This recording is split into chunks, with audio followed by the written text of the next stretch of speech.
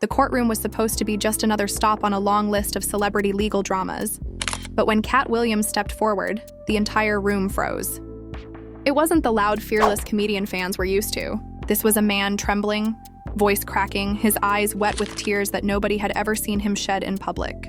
The silence was so thick that even the shuffle of papers seemed deafening. Reporters leaned over their desks, waiting for the next punchline or outrageous outburst. But instead, Katt did something that left even the judge stunned. He apologized. Not just a quick sorry, not just a casual word to brush off trouble. He poured out an apology that seemed to stretch beyond the courtroom walls. An apology that felt directed at fans, family, and maybe even at enemies. And then, like a bomb detonating in slow motion, came the confession. Whispers shot across the benches, pens scratched furiously, cameras zoomed in, because what he said tied him to a name everyone thought was buried in shadows: Reggie Carroll. Suddenly, the trial wasn't about Katt's usual antics. It was about secrets, betrayal, and the possibility that Hollywood's funniest rebel had been hiding a truth darker than anyone dared imagine. The air inside the courtroom was thick with anticipation, like everyone had collectively forgotten how to breathe. Katt Williams stood there, a shadow of the man audiences knew from the stage. Gone was the swagger, the sharp grin, the fearless performer who mocked the powerful without hesitation. Instead, his shoulders sagged, his hands trembled slightly as if carrying a weight too heavy for one man. When he opened his mouth, it wasn't to deliver a joke. It was to let out a sound that felt more like a wound than a sentence. He spoke of regret, of choices made in the dark that now refused to stay buried. And every ear in that courtroom tilted closer, desperate not to miss a single word. The apology had been shocking enough, but what followed pierced deeper than anyone expected. Katt began weaving the story of nights spent in the company of men whose names were spoken only in whispers. The name Reggie Carroll spilled out, heavy and deliberate, echoing like a thunderclap against the wooden walls. Gasps rippled through the gallery, and even the court officers shifted uneasily, as if they too had been caught off guard by the confession. What made it even more electrifying was not just the name itself, but the way Katt spoke it. Like someone saying the one word they swore they never would. His voice cracked as he described a meeting. A dimly lit back room filled with smoke where secrets changed hands faster than money. He painted Reggie not as some street figure but as a gatekeeper, a man who held leverage over both the underground and the glittering surface of Hollywood. He knew too much, Katt muttered, his eyes darting briefly to the ceiling as though he expected something, or someone, to stop him right there. Reporters clutched their pens tighter. One woman near the back clasped her hand over her mouth. It was no longer just testimony.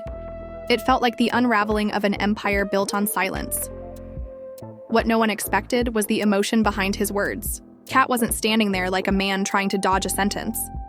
He was standing there like someone suffocating under the memory of choices that had poisoned his soul. He admitted to being in places he should never have been, surrounded by people who thrived in chaos and blood. He talked about laughter in rooms where deals were made that ruined lives, where every joke he cracked was a shield against the fear clawing inside him. "I laughed so I wouldn't scream," he whispered, and the line alone was enough to make spines stiffen. Suddenly, every rant he had ever thrown on stage took on a darker shade. Was he joking all these years, or was he confessing in plain sight?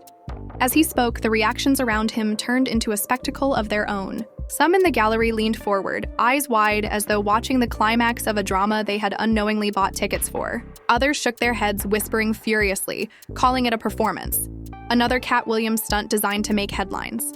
But the tension on his face, the tremor in his voice, the way his hands gripped the edge of the stand, none of that looked rehearsed. Even the judge, a man trained to maintain the cold mask of neutrality, shifted uncomfortably, his jaw tightening when Reggie's name was mentioned again. Outside the courthouse, word traveled like wildfire. The moment the apology leaked, phones lit up across the country. Hashtags multiplied, Twitter boiled over, Instagram Reels replayed shaky snippets of Katt's trembling voice over ominous music. Debates broke out instantly. Was this a genuine confession or a desperate attempt to redirect blame? One camp claimed Katt had finally reached his breaking point, unable to carry the ghosts of his past. The other argued this was Hollywood's favorite trick: feed the masses a scandal so they don't notice the bigger story simmering just beneath the surface. Back inside, Katt wasn't finished. His eyes, glassy and tired, scanned the room as he leaned into the microphone again. "I wasn't alone," he said. The words dropped like stones in a quiet lake, sending ripples no one could control. Gasps shot through the crowd, and the reporters nearly climbed over each other to jot the line down. If he wasn't alone, then who else had been there? Which powerful figures had sat in the same room with Reggie Carroll the night everything spiraled into darkness? Katt didn't name names, not yet, but the implication hung heavy in the air. It wasn't just his career on the line.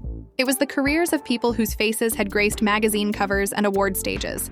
Family members of Katt, seated nervously in the gallery, could barely keep their composure.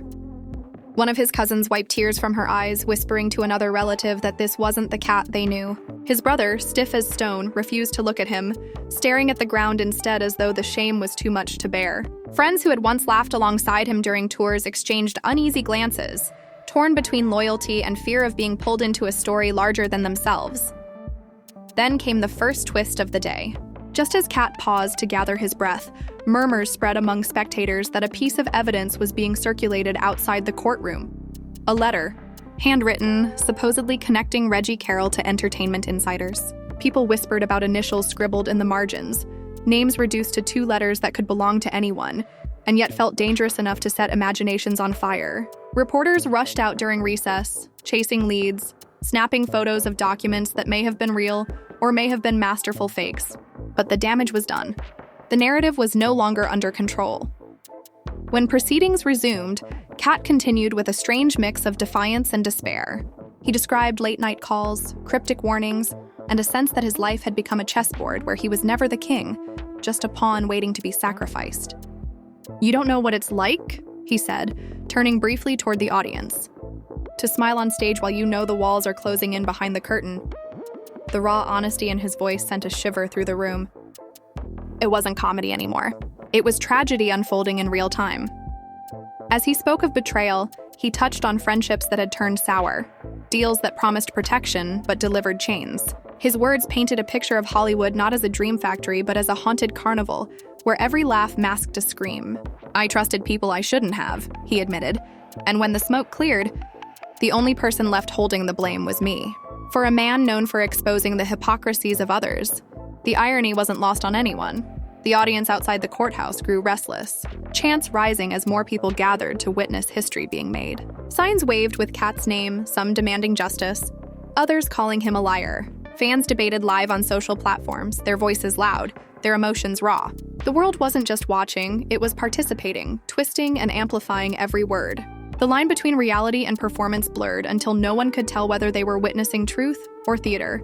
And through it all, Katt stood firm, a man unraveling, yet refusing to collapse completely. Every pause in his testimony felt like an invitation for the crowd to speculate. Every glance over his shoulder seemed like a warning that he wasn't safe. He knew what he was doing, or at least he wanted the world to believe he did. But beneath the anger, the confessions, and the trembling hands, one thing was clear. Katt Williams wasn't just exposing himself. He was daring the powerful to silence him, and in doing so, he set off a storm no one could contain. The silence after Katt's last words didn't linger long. Whispers burst across the gallery, and the judge's gavel slammed down harder than usual, demanding order, though even he looked unsettled. Katt's statement about not being alone had cracked the room wide open. It wasn't just about guilt anymore. It was about accomplices, about powerful people who might be watching nervously from the shadows. And the strange thing was, Katt seemed to know it. He leaned back, his lips curling into a smile that was neither relief nor triumph. It was the smile of someone who had just thrown gasoline on a fire and was waiting to see who would burn. Waiting to see who would burn. Reporters outside swarmed the courthouse doors during recess. Microphones shoved into anyone willing to talk, and speculation was fed like raw meat to an audience starving for drama. One journalist breathlessly claimed to have seen a copy of the alleged letter connecting Reggie Carroll's case to figures in the entertainment world. Another insisted they had proof the apology was rehearsed, a tactic to win sympathy before harsher evidence surfaced. Fans watching live streams around the world added their own theories, creating entire narratives and comment threads that grew longer by the minute. Inside the courtroom, the weight of the confession had already shifted the atmosphere. Katt's family sat rigid, struggling to reconcile the man they knew with the one who stood trembling at the microphone. His cousin whispered to a relative, "This isn't him. Something's wrong," while another muttered, "He always warned us the industry would eat him alive." The division within his own bloodline mirrored the chaos playing out across social media, some seeing him as a martyr, others as a traitor to his own truth.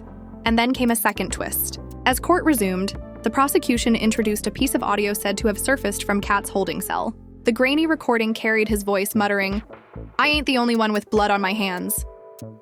The words were muffled, distorted, but unmistakably his tone. In the background, there was a faint whisper, so faint it could have been imagined. "Don't say my name." The courtroom erupted. Defense attorneys immediately objected, claiming it was fabricated, possibly even AI-generated to smear him. But by then, the damage was irreversible. The audio clip had already leaked online, replayed, slowed down, dissected frame by frame. For fans, it wasn't just evidence, it was entertainment. The kind of clip that birthed conspiracy theories strong enough to drown out truth. As Katt sat listening to the audio being replayed in front of the judge, his face remained unreadable. Some said his eyes flickered with recognition. Others swore he looked betrayed. The judge, who had already lost the mask of neutrality earlier, now stared at Katt with an expression closer to fear than judgment. It was subtle. A twitch of the jaw, a tightening of the eyes, but enough to make courtroom spectators exchange nervous glances. Outside, celebrities began chiming in. An R&B singer tweeted, "He's been telling the truth for years, y'all just laughed." The tweet vanished minutes later, but screenshots were already circulating. Another comedian, once close to Katt, went live on Instagram to dismiss the apology as delusional rambling, accusing him of dragging innocent names into a mess of his own making. The public split grew sharper, fans defending him as a whistleblower, critics condemning him as a master manipulator on the brink of collapse, as if the chaos wasn't enough.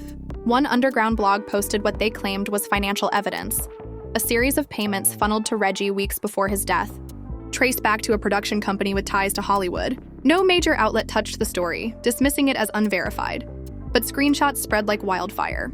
On forums and Reddit threads, users were convinced this was the smoking gun, that Katt wasn't lying, but cracking open the lid on a cesspool of corruption bigger than anyone imagined. In the courtroom, Katt's body language shifted again. Instead of trembling, he began leaning forward, his tone sharpening. "You think you can bury me?" he told the judge, his voice low but clear. "But you can't bury the truth. It's already out there."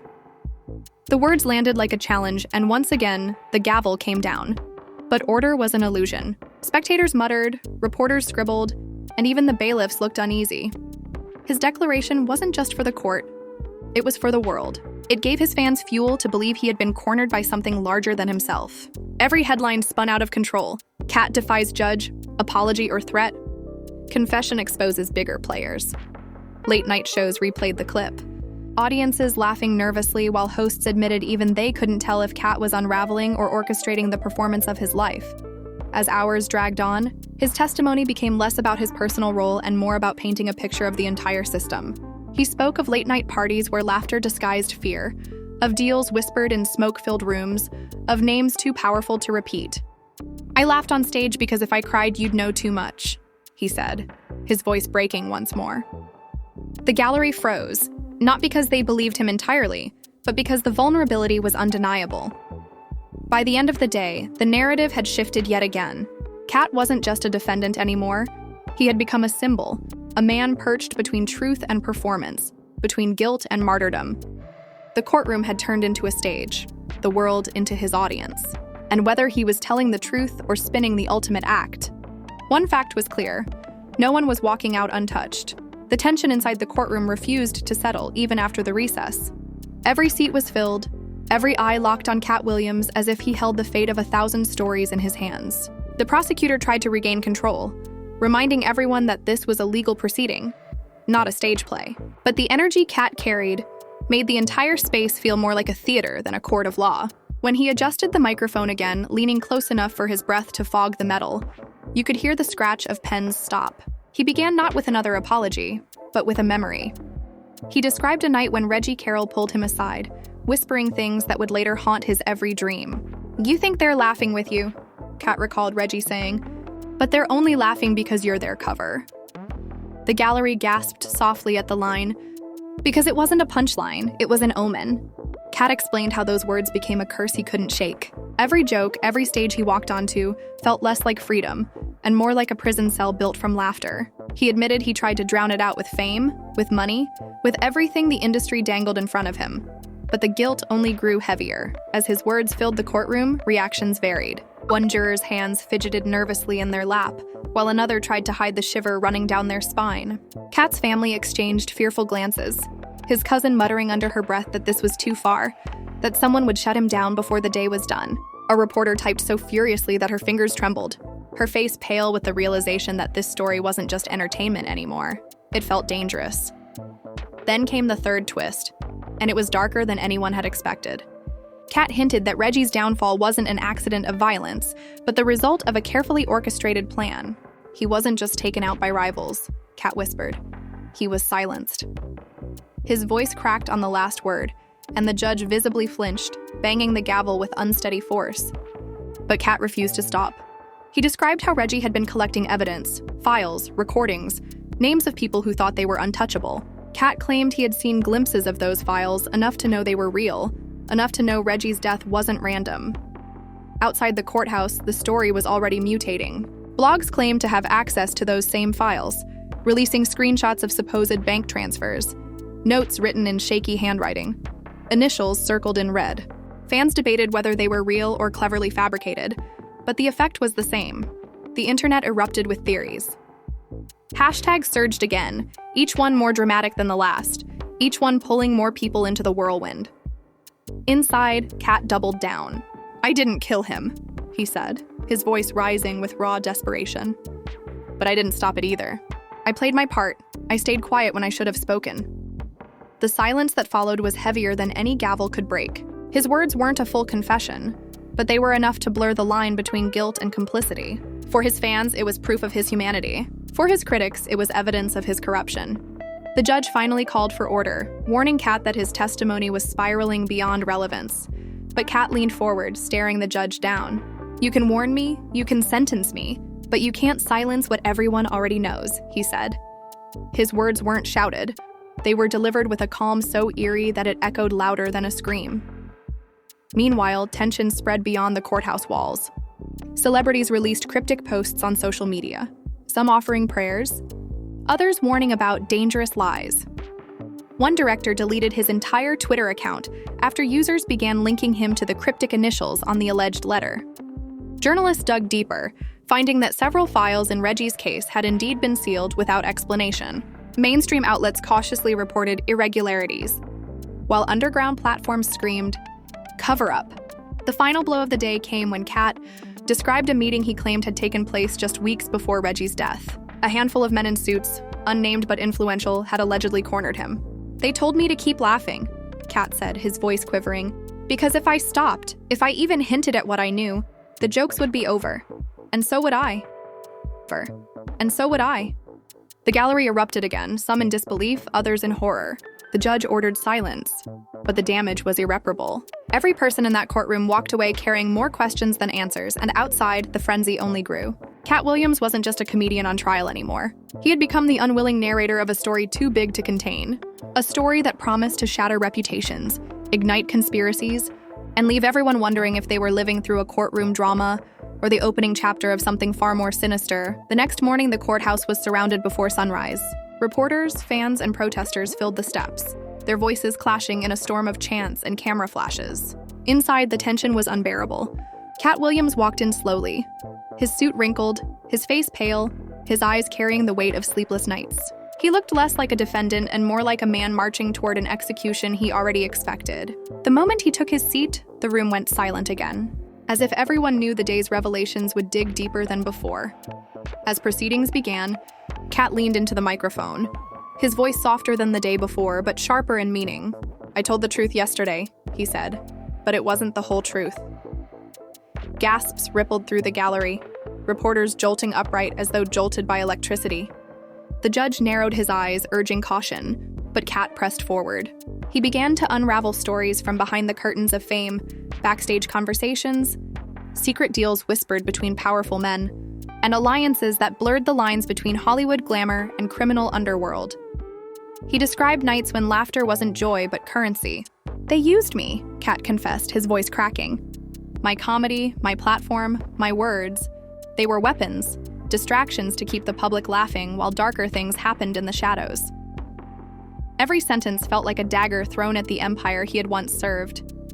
Jurors shifted uncomfortably, as though unsure whether they were listening to a man exposing corruption or spinning the performance of his career. The prosecution tried to interrupt, demanding that the testimony be cut short. But the defense insisted Katt had the right to explain. The judge reluctantly allowed him to continue, though his knuckles whitened as he gripped his gavel. Katt went on to describe Reggie Carroll not just as an associate, but as a man who had once tried to protect him. "Reggie warned me," he said. "He told me I was walking into a trap, but I didn't listen. I thought I was untouchable. And now he's gone because he stood in the way." The gallery erupted again, whispers louder than ever. Some people cried openly, others muttered curses under their breath. Family members of Katt clutched each other tightly, torn between disbelief and heartbreak. One of his cousins sobbed, whispering, "Why is he saying all this? Why now?" While another relative stared at Katt with a mixture of pity and fury. The emotional divide within his family mirrored the storm raging online. Outside the courthouse, live streams exploded. Conspiracy theorists broke down every word, every gesture. Hashtags like Talk or Truth Behind the Lofts and Katt Uncensored trended within minutes. Videos surfaced of fans crying into their phones, swearing they finally understood why Katt's comedy had always felt like more than jokes. Critics, however, called it manipulation, arguing he was painting himself as a victim to escape responsibility. Then came a new twist that threw the courtroom into chaos. An anonymous envelope was delivered to the court clerk during a recess. Inside were photocopies of what looked like bank statements, linking large sums of money to Reggie's name just weeks before his death. The documents bore the watermark of a major production company, one that had backed some of the biggest Hollywood films of the decade. Though authenticity couldn't be confirmed immediately, the timing of the leak set the room ablaze. Defense lawyers seized on it, claiming it supported Katt's story. Prosecutors objected furiously, accusing unnamed parties of trying to derail the trial. The judge called for order, but even he seemed rattled. Whispers spread among the courtroom staff that someone had stolen documents from the judge's chambers the day before, and now here were new papers surfacing from nowhere. The sense of a hidden hand manipulating the trial grew stronger, and the audience felt it too. Katt sat silently during the commotion, his hands clasped together, eyes closed as though in prayer. When the noise finally subsided, he lifted his head and spoke again. "I told you I wasn't alone," he said. "And now you see, there are bigger names, bigger forces, and they will do anything to keep their secrets buried." His words were not loud, but they cut through the courtroom like a blade. The reactions were explosive. One reporter bolted from the room to file a breaking update. Jurors exchanged panicked looks, clearly overwhelmed by the scope of the claims. Even the bailiffs looked uneasy, as if worried that something far more dangerous than a trial was unfolding before them. Outside, fans treated Katt's words as gospel. They created montages of his past comedy bits, overlaying them with ominous music, insisting he had been dropping clues all along. YouTube commentators tore apart the alleged bank statements, some swearing they were authentic, others pointing out inconsistencies. But the chaos didn't stop the momentum. Katt had ignited a wildfire, and no amount of official denial could smother it. As the day drew to a close, Katt delivered one final chilling line before the judge adjourned. Staring directly at the gallery, his voice steady, he said, "If anything happens to me, remember this. It wasn't because I lied.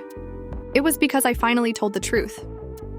The words froze everyone in place. Spectators shifted nervously, journalists gasped, and his family broke into tears. Outside, the crowd roared as the clip spread instantly across every platform.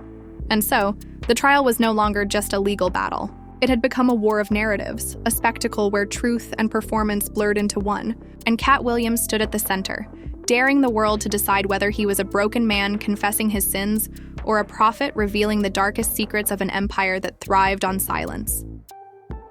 By the fourth day, the courthouse looked less like a place of law and more like the epicenter of a cultural earthquake. News vans lined the streets.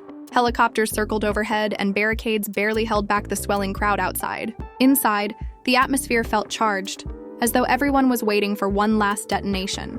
Katt Williams walked in slowly, shoulders hunched, his face drawn but resolute. He had the air of someone who knew there was no turning back. As soon as he was sworn in again, he leaned toward the microphone. "I never wanted this," he began, his voice low but steady. But maybe it was always going to end like this. The room was silent, the kind of silence that pressed down on your chest. Katt looked around, making eye contact with jurors, reporters, even the judge. Then he started pulling threads together, weaving a narrative that was less testimony and more confession, more story than defense. He spoke of Hollywood as a machine, one that promised glory but demanded silence. He described dinners where smiles masked threats, parties where laughter drowned out secrets too dangerous to speak. "Reggie was more than a friend," Katt said, his throat tightening. He was a shield. He took risks I was too afraid to take. And when he got too close to the truth, they made sure he couldn't speak again. The gallery gasped, some spectators covering their mouths, others shaking their heads in disbelief. The prosecution objected, calling it speculation, but the judge allowed Katt to continue, though his own unease was visible in the furrow of his brow. Katt pressed on, naming no names but hinting at alliances between producers, executives, and figures from Reggie's world. He described late-night phone calls filled with veiled threats, money exchanged under the guise of consulting fees, and a cycle of fear that kept him locked in silence for years. "I laughed on stage," he said, "because it was the only way I knew to survive. But the truth was always sitting in the front row, waiting for me to stop pretending." The courtroom's energy shifted again when Katt described the night Reggie died.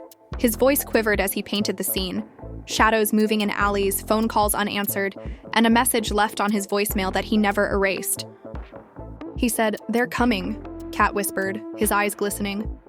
"And I did nothing. I sat in my house staring at my phone, knowing I could have warned him, knowing I could have done something. And now that silence is what's killing me every day." Sobs broke out in the gallery. Even hardened reporters wiped at their eyes. Outside, the internet was already ablaze. Live blogs updated by the minute, influencers recorded reaction videos, and hashtags multiplied like wildfire. Cat Truth trended worldwide alongside Strike's Justice for Reggie. Fans edited montages of his old comedy specials, pointing to lines that suddenly seemed prophetic. Moments where jokes about the system now looked like desperate warnings hidden in laughter. But then came the most shocking twist of all. Just as the defense prepared to close, a court officer rushed in with a sealed folder. Whispers flew instantly. "Another leak? Another document stolen from the shadows."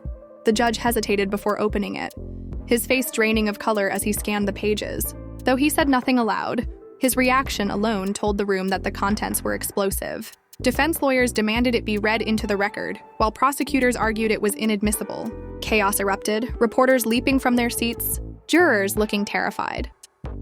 Katt watched the uproar with that same eerie smile he had worn before, a smile that seemed to say, "Now you see what I've been carrying."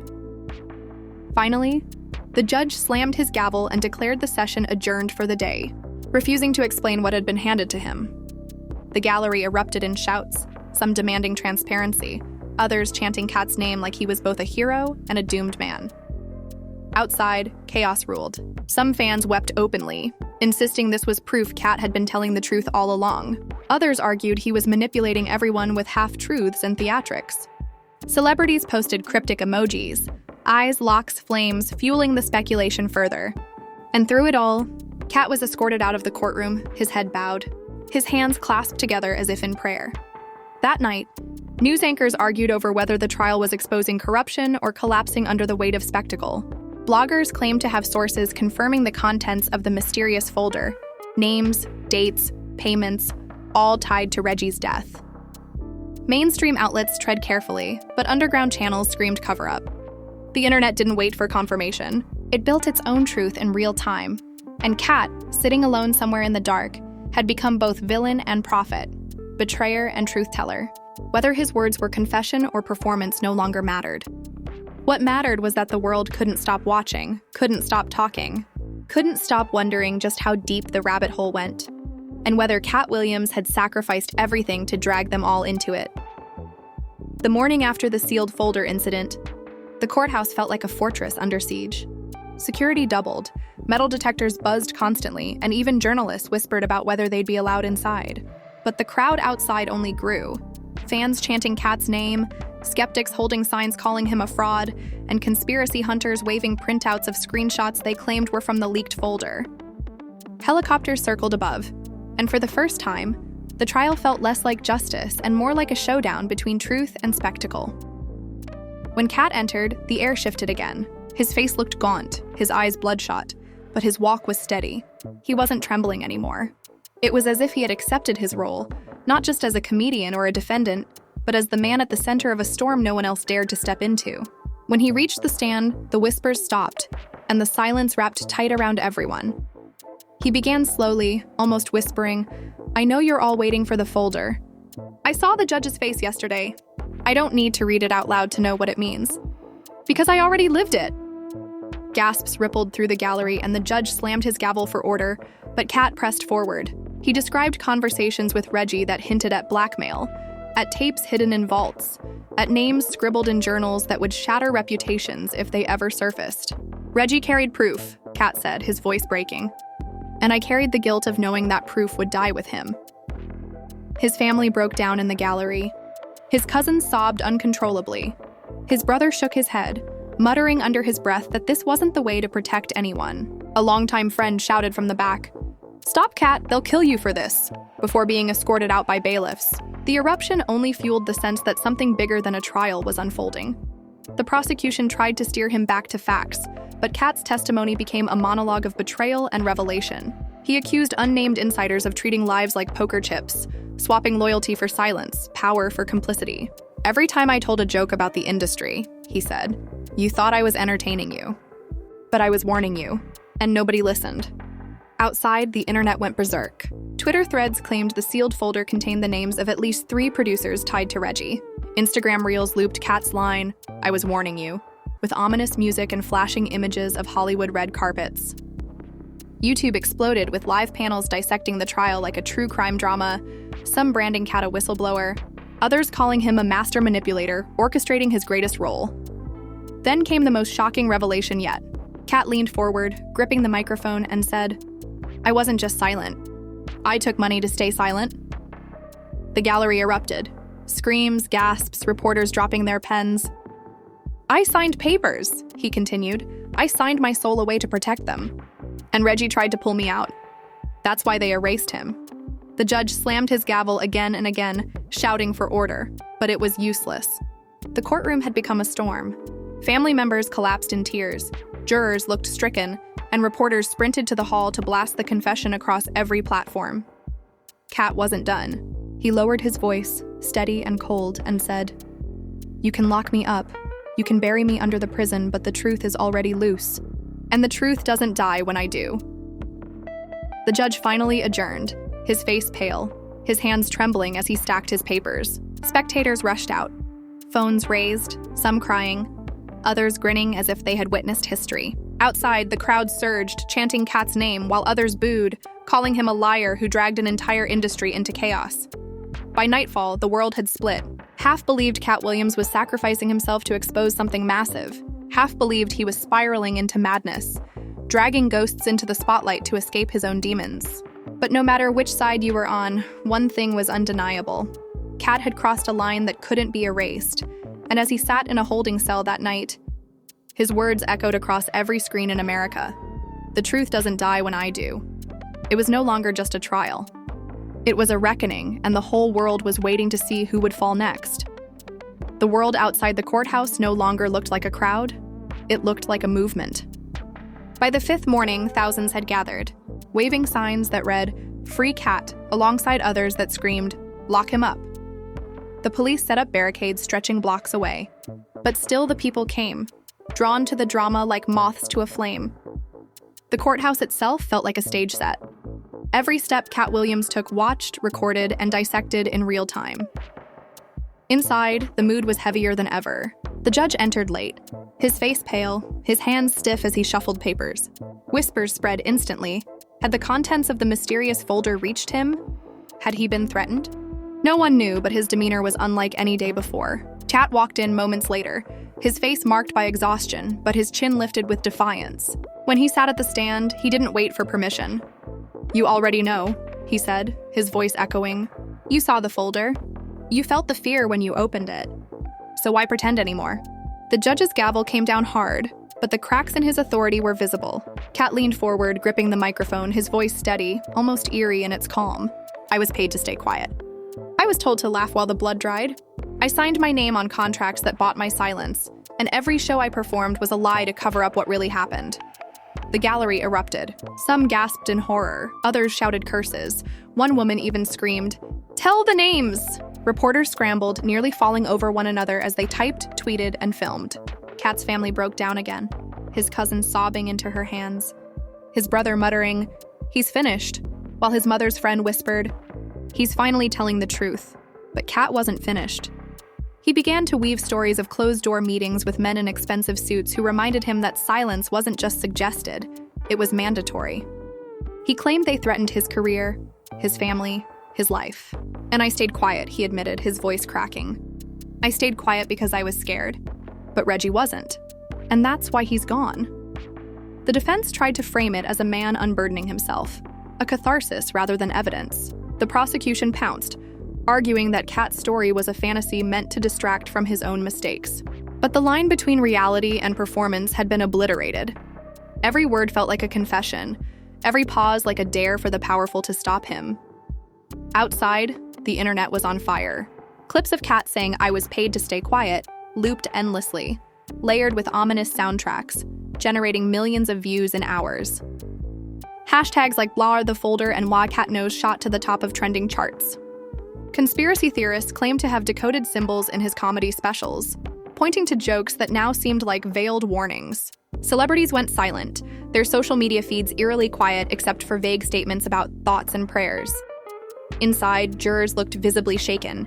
One covered their mouth, another wiped away a tear, while others stared at Katt with a mixture of fear and fascination. The judge called for another recess, but not before Katt delivered one last blow.